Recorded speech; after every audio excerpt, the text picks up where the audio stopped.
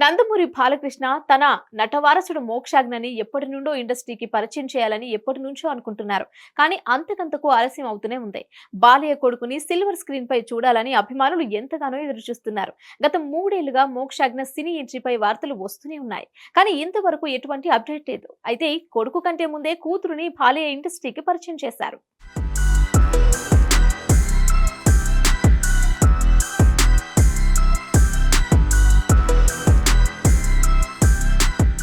అయితే బాలకృష్ణ బర్త్డే సందర్భంగా రెండో కూతురు తేజస్వినిని పరిచయం చేస్తూ అఫీషియల్ ప్రకటన విడుదల చేశారు.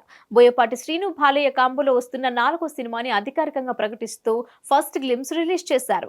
BB4 అనే వర్కింగ్ టైటిల్ తో పోస్టర్ విడుదల చేయగా ప్రెజెంటర్ గా తేజస్విని పేరు వేశారు. దీంతో నిర్మాణ రంగంలోకి బాలయ్య కూతురు అడుగుపెట్టబోతున్నారు. కుమారుని కంటే ముందే కూతురిని పరిశ్రమకు పరిచయం చేశారు బాలయ్య. ఇక ఇదిలా ఉంటే మోక్షాజ్ఞ ప్రస్తుతం యాక్టింగ్ లో ట్రైనింగ్ తీసుకుంటున్నారు. సత్యానంద్ వద్ద శిక్షణ పొందుతున్నారు. ఈ సంవత్సరం కూడా మోక్షాజ్ఞ హీరోగా ఎంట్రీ ఉండకపోవచ్చని తెలుస్తోంది. ఈ క్రమంలో కూతురుని నిర్మాతగా పరిచయం చేశాడు. బోయపాటి డైరెక్ట్ చేస్తున్న BB4 చిత్రానికి తేజస్విని నిర్మాణ భాగస్వామిగా వ్యవహరించనుంది.